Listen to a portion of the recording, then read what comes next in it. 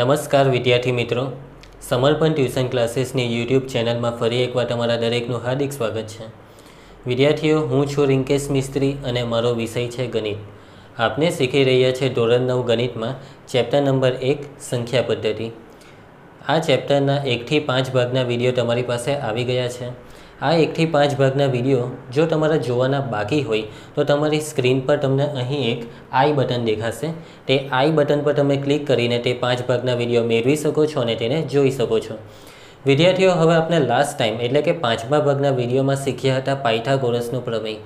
ખૂબ જ સહેલું પ્રમેય છે અને મેં તમને ખૂબ જ સારી રીતે સમજાવ્યું. તેના ઉદાહરણ પણ કરાવ્યા, કાટકોણ ત્રિકોણ દોરીને, અને તેને લાગુ પડતી એક્સરસાઇઝ પણ તમને હોમવર્કમાં આપી. હવે વિદ્યાર્થીઓ, એ જે પ્રમેય છે પાયથાગોરસનો પ્રમેય તે આપણે કેમ શીખ્યા? તો વિદ્યાર્થીઓ, આપણે આગળના જે 3 દાખલા કરવાના છે, વર્ગમૂળમાં 2, વર્ગમૂળમાં 3 અને વર્ગમૂળમાં 5ને સંખ્યા રેખા પર દર્શાવવાની છે. તો આ 3 અસમય સંખ્યાઓને સંખ્યા રેખા પર કેવી રીતે દર્શાવી શકાય, તો તેની જે કંઈ પણ પ્રોસેસ છે તે પ્રોસેસમાં પાયથાગોરસના પ્રમેયનો ઉપયોગ થવાનો છે. તો વિદ્યાર્થીઓ, અત્યારે આપણે જોઈશું ઉદાહરણ 3, સંખ્યા રેખા પર વર્ગમૂળમાં 2 દર્શાવો.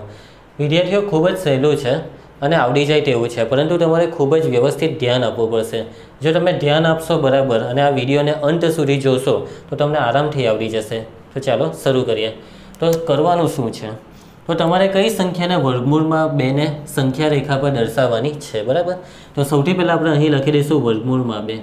હવે વિદ્યાર્થીઓ, કરવાનું શું છે પ્રોસેસ સમજો. વિદ્યાર્થીઓ, તમને પૂર્ણ વર્ગ સંખ્યા તો ખબર જ હશે. પૂર્ણ વર્ગ સંખ્યા એટલે કે વર્ગ કરવાથી મળતી સંખ્યા. 1નો વર્ગ કરીએ તો કેટલું થાય? 1. 2નો વર્ગ 4, 3નો વર્ગ 9, 4નો વર્ગ 16, તે રીતે 5નો વર્ગ 25, 6નો વર્ગ 36. આ રીતે આપણને ઘણી બધી પૂર્ણ વર્ગ સંખ્યાઓ મળી શકે છે, બરાબર? અત્યારે આપણે આટલે સુધીની સંખ્યાઓને યાદ રાખીશું, બરાબર? કઈ કઈ છે પૂર્ણ વર્ગ સંખ્યાઓ? 1, 4, 9 અને 16 તે પૂર્ણ વર્ગ સંખ્યા છે. પૂર્ણ વર્ગ એટલે કે આપેલી સંખ્યા એ કોઈક સંખ્યાનો વર્ગ થતી હોય તો તે સંખ્યાને પૂર્ણ વર્ગ કહેવાય. 16 એ 4નો વર્ગ થાય એટલે 16ને પૂર્ણ વર્ગ કહેવાય. તે જ રીતે 9, 4 અને 1ને. હવે આપણને જે રકમ આપી છે તે છે વર્ગમૂળમાં 2. તો કરવાનું શું છે વિદ્યાર્થીઓ? તો આ જે 2 છે ને, 2 તે 2 કરતાં નાની પૂર્ણ વર્ગ સંખ્યા આમાંથી કઈ? તો 2 કરતાં નાની અને 2ની નજીક બને એટલી નજીક આવે તેવી પૂર્ણ વર્ગ સંખ્યા આપણે લેવાની. પૂર્ણ વર્ગ લેવાની છે, કોઈ બીજી નહીં. તો 2 કરતાં નાની પૂર્ણ વર્ગ સંખ્યા આવશે 1, બરાબર વિદ્યાર્થીઓ? તો આપણે અહીં લખીશું 1. હવે 1માં આપણે કેટલા ઉમેરીએ તો 2 આવશે. તો 1માં આપણે 1 ઉમેરીએ તો 2 આવશે. હવે શું કરવાનું વિદ્યાર્થીઓ? માટે વર્ગમૂળમાં 2 બરાબર આ જે 1 છે તેની જગ્યાએ હું 1નો વર્ગ લખી શકું. 1ની જગ્યાએ 1નો વર્ગ વત્તા આ 1ની જગ્યાએ પણ આપણે 1નો વર્ગ લખી શકીએ. એટલે કે આજે આપણી રકમ છે વર્ગમૂળમાં 2 તેને આપણે વર્ગના સ્વરૂપમાં લાવી દીધી, બરાબર? વચ્ચે સરવાળો હોવો જોઈએ અને જે કંઈ પણ હોય આજુબાજુ જે કંઈ પણ સંખ્યા હોય તે વર્ગના સ્વરૂપમાં હોવી જોઈએ. માની લેવો કે તમારી રકમ હતી વર્ગમૂળમાં 3, તો તમારે આ જ પ્રક્રિયા કરવાની. 3 કરતાં નાની અને 3ની નજીક આવતી પૂર્ણ વર્ગ સંખ્યા શોધવાની. તો જુઓ, 4 તો 3 કરતાં મોટા છે, 9 ને 16 પણ મોટા જ થવાના. એટલે તમારે 3 કરતાં નાની સંખ્યા જો લેવી હોય તો તમારે પાછી કોને લેવી પડશે? 1ને. 1માં કેટલા ઉમેરીએ તો 3 આવે. તો ખબર પડી જાય 1માં જો આપણે 2 ઉમેરીએ તો 3 આવે, બરાબર? હવે વિદ્યાર્થીઓ, આ જે 1 છે તે કોનો વર્ગ 1 થાય? તો 1નો વર્ગ જ 1 થશે. પરંતુ 2 કોનો વર્ગ 2 થાય? તો કોઈ પણ સંખ્યા એવી નથી કે જેનો વર્ગ 2 થાય. 1નો વર્ગ 1 થાય, 2નો વર્ગ 4. તો 2 કોનો વર્ગ 2? કોઈનો નહીં. તો હવે શું કરવાનું આ 2નું? તો 2ના પણ પાછા ટુકડા પાડો, ટુકડા પાડ્યા કરો. જો પૂર્ણ વર્ગ ન હોય તો ટુકડા પાડતા રહેવાનું. તો 2ના ટુકડા શું પાડશો? તો આ જ રીતે 1 વત્તા 1, બરાબર વિદ્યાર્થીઓ? એટલે કે વર્ગમૂળમાં 1નો વર્ગ, આ 1 છે તેને પણ 1નો વર્ગ લખાય અને આ 1ને પણ 1નો વર્ગ. ઓકે વિદ્યાર્થીઓ? તો આપણે આજે વર્ગમૂળમાં 3 છે તેને પણ વર્ગોના સ્વરૂપમાં રજૂ કરી દીધી, વર્ગોના સરવાળાના સ્વરૂપમાં. તે જ રીતે માની લેવો કે વર્ગમૂળમાં 4 હોય તો શું કરવાનું? તો એ તો આવવાની જ નથી રકમ, કેમ કે 4નું વર્ગમૂળ તો 2 આવે. તો આ 2 તો સમય થઈ જાય. આપણે તો અસમય સંખ્યાના દાખલા કરતા છીએ. તો વર્ગમૂળમાં 5 આવી શકે, વર્ગમૂળમાં 6, વર્ગમૂળમાં 7. આપણે એક ઉદાહરણ લઈએ વર્ગમૂળમાં 10નું. ચાલો એક કામ કરીએ, વર્ગમૂળમાં રાખીએ 7ને, 7 રાખીએ. વિદ્યાર્થીઓ, હવે 7 માટે તમે શું કરશો? તો 7 કરતાં નાની સંખ્યાને પૂર્ણ વર્ગ. તો વિદ્યાર્થીઓ 1 એ 7 કરતાં નાના, 4 પણ 7 કરતાં નાના, 9 એ 7 કરતાં મોટા છે. તો તમારે 1 ને લેવાના કે 4 ને? તો 4 એ મોટા છે અને 7ની વધારે નજીક છે, તો તમારે લેવા પડશે 4 ને. 4માં કેટલા ઉમેરવાથી 7 આવશે? તો 4માં જો તમે 3 ઉમેરશો તો કેટલા આવશે વિદ્યાર્થીઓ? 7. 4 ને 3 7. માટે વર્ગમૂળમાં 7 બરાબર આ જે 4 છે તે કોનો વર્ગ? તો 2નો વર્ગ 4 થશે. 2નો વર્ગ 4. કોનો વર્ગ? 3 થાય. કોઈનો નહીં. તો શું કરશો? ટુકડા પાડો. તો 3ના ટુકડા, 3 કરતાં નાની પૂર્ણવર્ગ સંખ્યા કઈ આવશે? 1. આ જે 4 છે તે પણ 3 કરતાં મોટી થઈ જાય. આપણે તો 3 કરતાં નાની લેવાની. તો 3 કરતાં નાની એટલે 1, અને 1માં કેટલા ઉમેરશો વિદ્યાર્થીઓ? તો 3 આવે 2. 1 + 2 એટલે 3. તો વર્ગમૂળમાં 7 બરાબર વર્ગમૂળમાં 2નો વર્ગ વત્તા 1 એટલે કોનો વર્ગ? તો કે ભાઈ 1નો વર્ગ જ થાય. અને આ જે 2 છે તે પણ પૂર્ણ વર્ગ નથી, એટલે એના પાછા ટુકડા પાડવાના. અને આ ટુકડા તમને ખબર છે 1 + 1.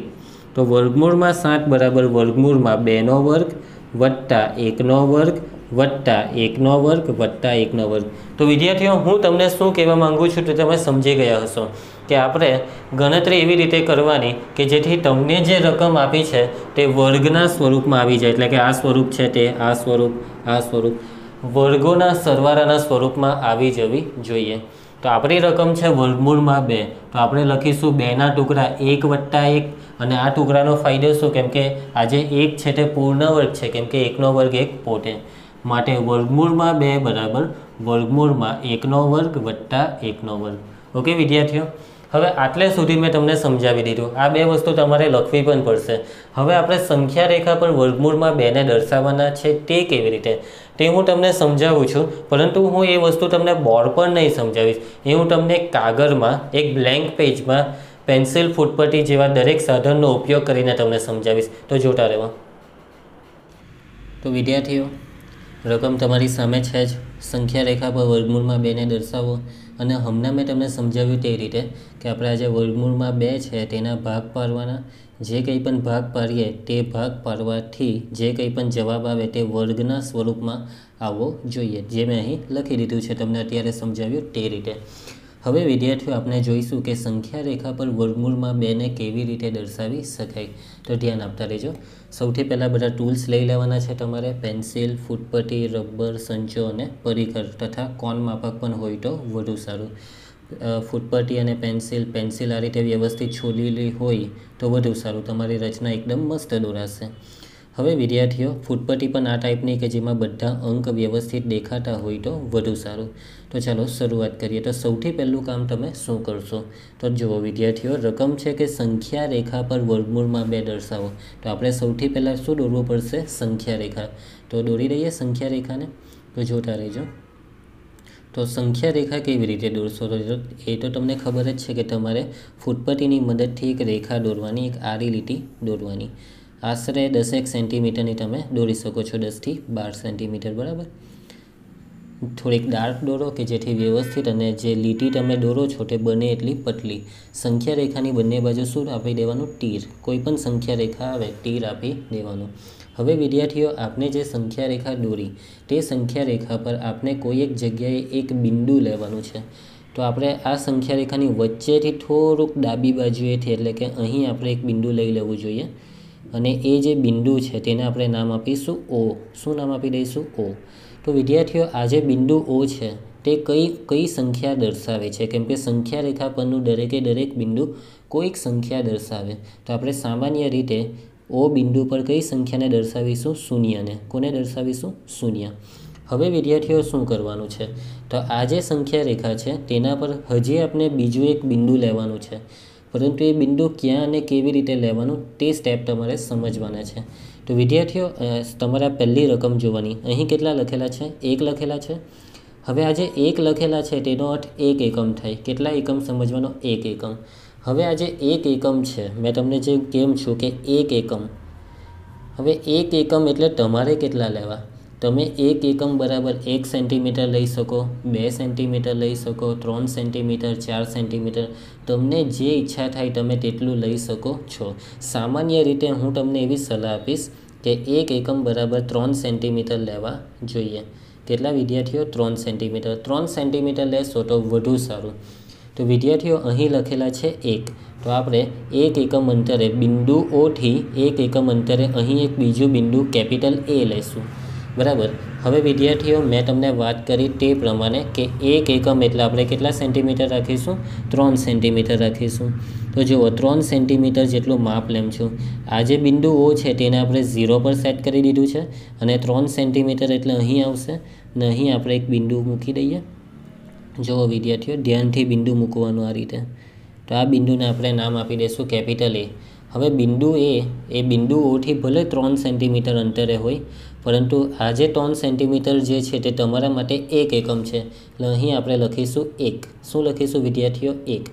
તમે 3 સેન્ટીમીટરની જગ્યા પર 4 સેન્ટીમીટર પણ લઈ શકો છો. 4 સેન્ટીમીટર લેશો તો જરાક મોટું દોરાશે, પરંતુ 5 સેન્ટીમીટર કે 6 સેન્ટીમીટર વધારે મોટું લેશો નહીં. ઓકે વિદ્યાર્થીઓ, હવે આપણે શું કરીશું? તો જુઓ, બિંદુ O શૂન્ય દર્શાવે તો બિંદુ A શું દર્શાવે?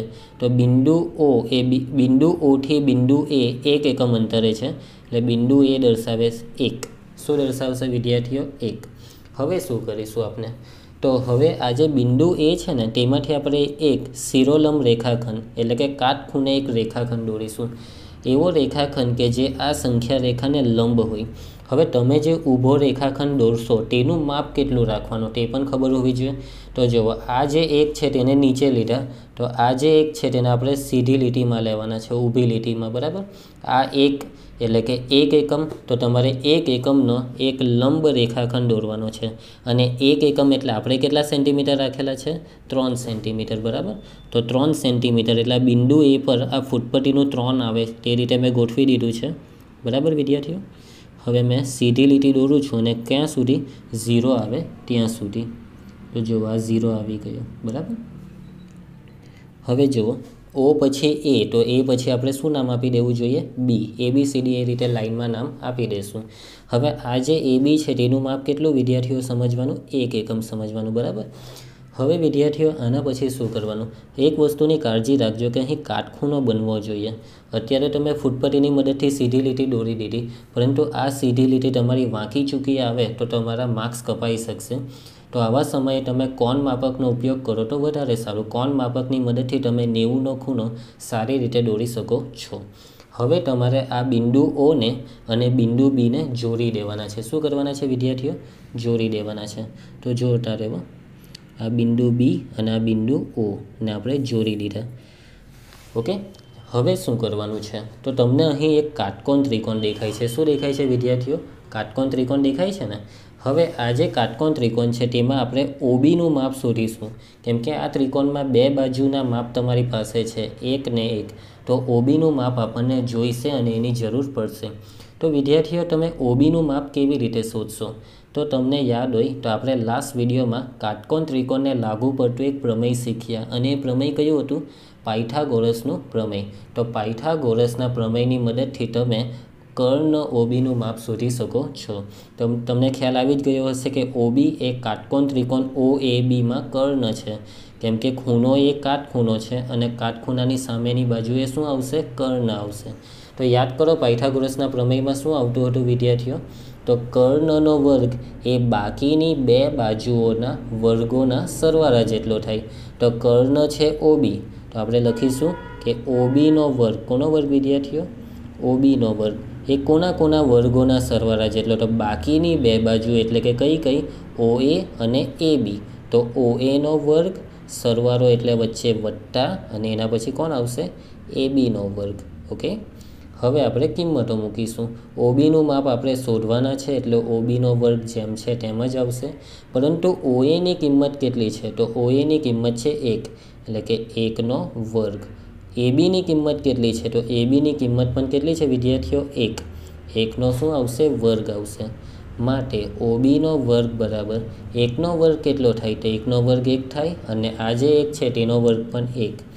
માટે OBનો વર્ગ બરાબર 1 + 1 કેટલા થાય? તો 1 + 1 એટલે 2.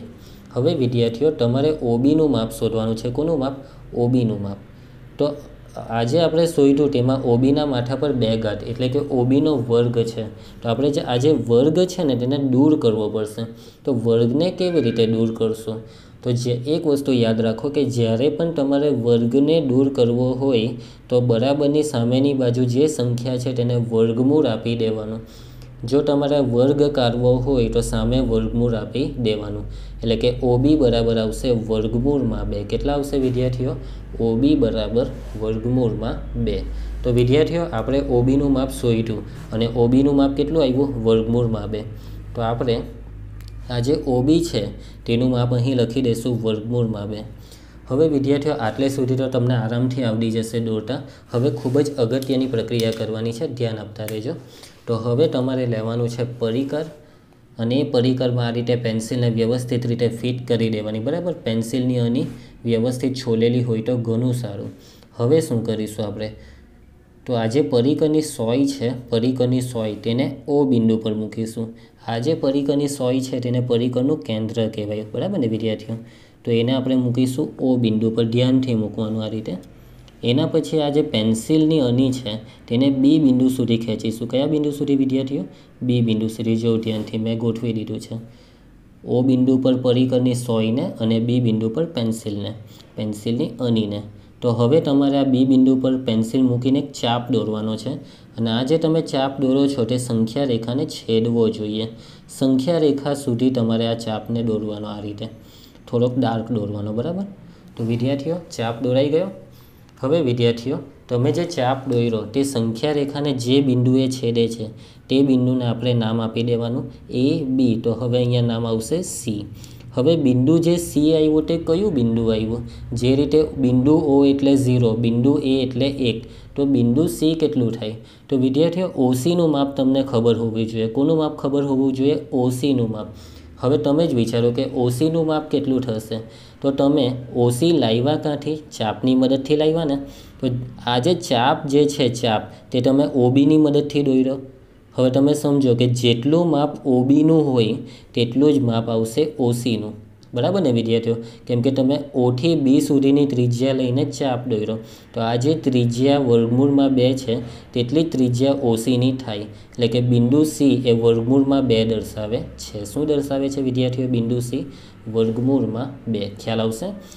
તો એક વસ્તુ યાદ રાખો કે તમે પરિકરની મદદથી જેટલી ત્રિજ્યા લેવો છો, અત્યારે તમે કેટલી ત્રિજ્યા લીધી? વર્ગમૂળમાં 2. અને એ ત્રિજ્યાનું ચાપ સંખ્યા રેખાને જે બિંદુએ છેદે તે બિંદુ આ વર્ગમૂળમાં 2 છે તો તે બિંદુ અહીં લખી દેવાનું. બરાબર? તો વિદ્યાર્થીઓ આપણે શું કરવાનું? તો આપણી રકમ શું હતી કે સંખ્યા રેખા પર વર્ગમૂળમાં 2 દર્શાવો. તો જુઓ તમે ધ્યાનથી કે આ સંખ્યા રેખા પર બિંદુ C એ વર્ગમૂળમાં 2 દર્શાવે છે.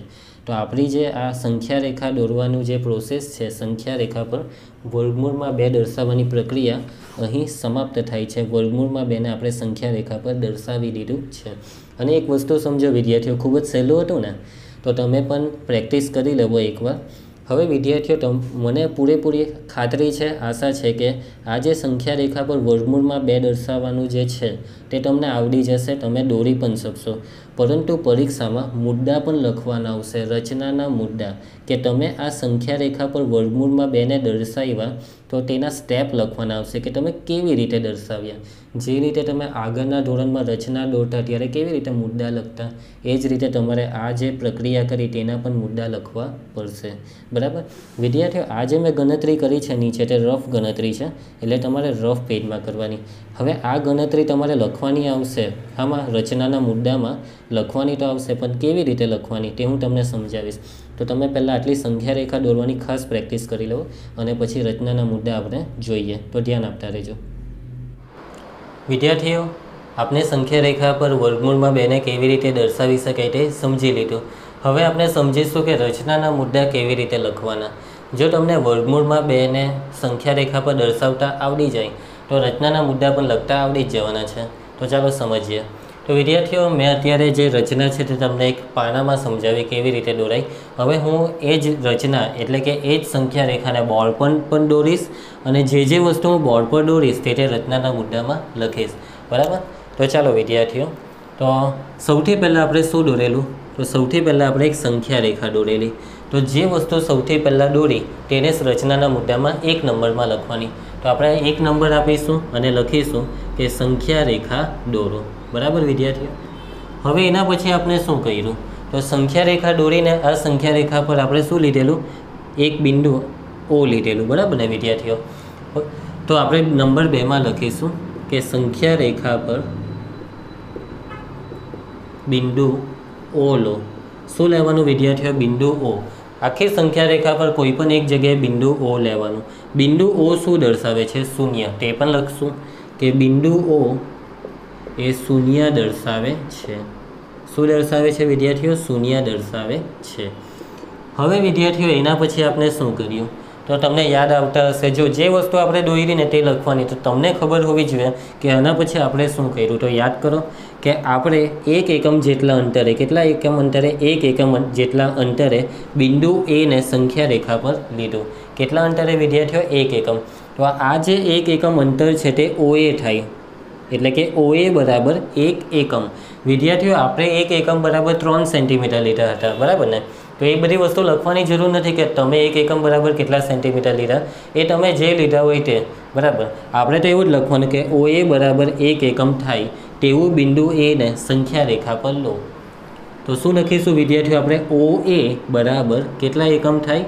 1 એકમ થાય. OA બરાબર 1 એકમ થાય તેવું બિંદુ કેપિટલ A ને સંખ્યા રેખા પર લો. હવે વિદ્યાર્થીઓ આ જે બિંદુ આપણે કેપિટલ A લીધું તે શું દર્શાવે છે? તો આટલું માપ 1 એકમ છે, અહીંયા 0 છે, તો 0 માં 1 ઉમેરીએ તો 1. તો બિંદુ કેપિટલ A 1 દર્શાવે છે, એટલે કે બિંદુ કેપિટલ A એ 1 દર્શાવે છે, બરાબર વિદ્યાર્થીઓ? હવે એના પછીનો ચોથો મુદ્દો આવ્યો આપણે. હવે ચોથા મુદ્દામાં શું કરેલું આપણે? તો ચોથા મુદ્દામાં બિંદુ A માંથી સંખ્યા રેખાને આપણે એક લંબ રેખાખંડ દોરેલો. હવે આ જે લંબ રેખાખંડ છે તેનું માપ કેટલું રાખેલું? 1. આ 1 ને નીચે આપવાનો અને આ 1 ને આ જે લંબ રેખાખંડ દોર્યો તેને આપવાનો, અને અહીંયા કાટખૂણા આવશે. તો આપણે શું દોર્યું ખબર વિદ્યાર્થીઓ? AB દોર્યો, AB. અને AB નું માપ કેટલું છે? 1 એકમ છે. કેટલા એકમ છે? 1 એકમ. તો AB બરાબર 1 એકમ થાય તેવો રેખાખંડ AB એ રેખાખંડ OA ને લંબ દોરો, બરાબર વિદ્યાર્થીઓ? તો આપણે દોર્યું AB. તો AB બરાબર કેટલા એકમ થાય વિદ્યાર્થીઓ? 1 એકમ. AB બરાબર 1 એકમ થાય તેવો રેખાખંડ AB. આપણે શું દોર્યું વિદ્યાર્થીઓ? રેખાખંડ AB. હવે આ જે રેખાખંડ AB છે તે કોને લંબ થવો જોઈએ? તો આ જે રેખાખંડ OA છે તેને લંબ થવો જોઈએ, અથવા સંખ્યા રેખાને લંબ થવો જોઈએ. તો AB બરાબર 1 એકમ થાય તેવો રેખાખંડ AB એ રેખાખંડ OA ને લંબ દોરો. લંબ એટલે કે કાટખૂણો, 90 અંશના ખૂણાને લંબ કહેવાય. આ શબ્દ તમને આગળ પણ આવ્યો જ હશે, લંબ શબ્દ. હવે એના પછી આવ્યો આપણે પાંચમો મુદ્દો. હવે પાંચમા મુદ્દામાં આપણે O ને B સાથે જોડી દીધું હતું, બરાબર ને વિદ્યાર્થીઓ? તો આ O ને B સાથે જોડી દીધું એટલે એવું નથી લખવાનું કે બિંદુ O અને બિંદુ B ને જોડો, એવું નહીં લખવાનું. શું લખવાનું?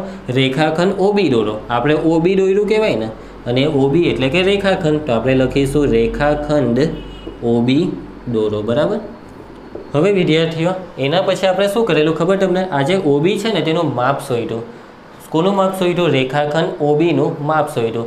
અને કેવી રીતે શોધ્યું? તો જેવી રીતે શોધ્યું તેની પ્રોસેસ લખવાની. તો તમને યાદ જ છે કે પાયથાગોરસના પ્રમેયથી આપણે OBનું માપ શોધ્યું. તો વિદ્યાર્થીઓ આપણે લખીશું કે ત્રિકોણ જે OAB છે તે કેવો ત્રિકોણ છે? કાટકોણ ત્રિકોણ. તો આપણે લખીશું કાટકોણ ત્રિકોણ OABમાં કયો ખૂણો? કાટખૂણો છે. તો ખૂણો A કાટખૂણો છે, એટલે ખૂણો A બરાબર 90 અંશનો છે.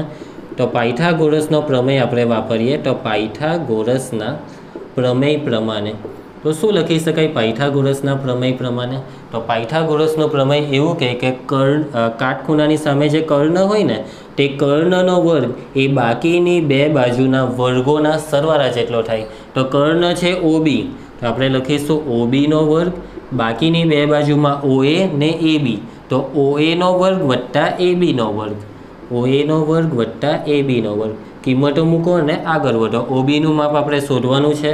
OA ની કિંમત છે 1 એટલે કે 1 નો વર્ગ. AB ની કિંમત પણ કેટલી છે વિદ્યાર્થીઓ? 1 એટલે કે 1 નો વર્ગ. માટે OB સ્ક્વેર બરાબર 1 નો વર્ગ કેટલો થાય? 1, અને આ 1 નો વર્ગ પણ 1. OB સ્ક્વેર બરાબર 1 વત્તા 1 કેટલા થશે વિદ્યાર્થીઓ? 2. હવે મેં તમને સમજાવેલું તે પ્રમાણે કે વર્ગને કરવો હોય તો સામે શું આપી દેવાનું હોય? વર્ગમૂળ. તો OBનું માપ આવ્યું વર્ગમૂળમાં 2, તેને આપણે અહીં લખી દેવાનું. બરાબર. હવે વિદ્યાર્થીઓ યાદ કરો કે શું કરેલું એના પછીનામાં? તો ઓને કેન્દ્ર લેવાનું, પરિકર લેવાનું, પછી પરિકરમાં ઓને કેન્દ્ર લેવાનું અને OB જેટલી ત્રિજ્યા લેવાની અને બી બિંદુમાંથી નીકળતું એક ચાપ દોરવાનું કે જે સંખ્યા રેખાને કયા બિંદુમાં છેદેલું? સી બિંદુમાં. બરાબર. તો ઓને કેન્દ્ર લઈ, OB જેટલી ત્રિજ્યા લઈ ચાપ દોરો કે જે સંખ્યા રેખાને સી બિંદુમાં છેદે. તો નંબર 6 ઓને કેન્દ્ર લઈ. કોને કેન્દ્ર લીધું હતું આપણે વિદ્યાર્થીઓ? ઓને કેન્દ્ર લઈ OB જેટલી ત્રિજ્યા લઈ. કેટલી ત્રિજ્યા લેવાની વિદ્યાર્થીઓ? OB જેટલી ત્રિજ્યા લઈ ચાપ દોરવાનું છે. શું દોરવાનું? ચાપ દોરો કે જે સંખ્યા રેખાને કયા બિંદુમાં છેદવું જોઈએ? તો આપણે જે નામ આપવું હોય તો આપણે નામ આપ્યું સી, કે જે સંખ્યા રેખાને સી બિંદુમાં છેદે. વિદ્યાર્થીઓ હવે આ જે બિંદુ સી છે તે શું દર્શાવે છે? તો જેટલું માપ OBનું હોય તેટલું માપ OCનું થાય, કેમ કે ચાપની ત્રિજ્યા વર્ગમૂળમાં 2 રાખેલી, તો એટલી ત્રિજ્યાનું ચાપ અહીં નીચે આવે. તો વર્ગમૂળમાં 2 OBનું માપ છે, તો OCનું માપ પણ વર્ગમૂળમાં 2 થાય, એટલે બિંદુ સી વર્ગમૂળમાં 2 દર્શાવે. તો વિદ્યાર્થીઓ આપણે જેટલી વસ્તુ દોરી તે લખી દીધી છે. હવે છેલ્લે એક લીટી એવી લખવાની રહેશે કે બિંદુ સી એ સંખ્યા રેખા પર વર્ગમૂળમાં 2 દર્શાવે છે. માટે બિંદુ સી એ સંખ્યા રેખા પર શું દર્શાવે છે વિદ્યાર્થીઓ? વર્ગમૂળમાં 2 દર્શાવે છે. તો વિદ્યાર્થીઓ વર્ગમૂળમાં 2 ને સંખ્યા રેખા પર કેવી રીતે દર્શાવી શકાય તે તમને દોરતા પણ આવડી ગયું છે આ વિડીયોમાંથી, અને એના જે મુદ્દા લખવાના તે પણ મેં તમને સમજાવી દીધા. જે દોર્યું જેવી રીતે દોર્યું તે રીતે લખવાનું. બરાબર ને વિદ્યાર્થીઓ? તો ખૂબ જ સહેલું છે. તો આ જે છે તેને તમારી નોટમાં દોરીને પ્રેક્ટિસ કરો. ખાસ એકવાર દોરાઈ જાય ને પછી 2 વાર કે 3 વાર હજી પણ વધારે પ્રેક્ટિસ કરો. દોરેલું પણ પાછું એકવાર દોરો, 2 વાર દોરો, કે જેથી તમારી વ્યવસ્થિત પ્રેક્ટિસ થાય. આ જે મુદ્દા મેં તમને સમજાવ્યા તેને પણ લખવાની પ્રેક્ટિસ કરો, મોડે લખવાની પ્રેક્ટિસ કરજો એકવાર, તો તમને આવડશે. તો વિદ્યાર્થીઓ આજના વિડીયોમાં આપણે આટલું રાખીશું.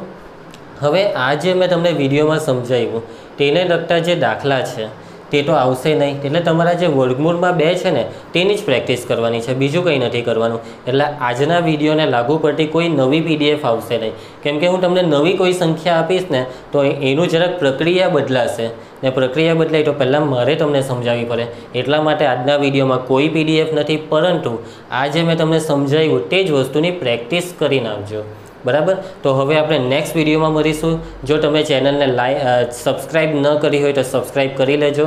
આ વિડીયોને એક લાઇક અવશ્ય આપો. જે કંઈ પણ તમારા મનના વિચારો હોય તે કોમેન્ટ બોક્સમાં રજૂ કરો, અને આ વિડીયોને તમારા દરેક મિત્રો સુધી અવશ્ય શેર કરજો. આવજો વિદ્યાર્થીઓ.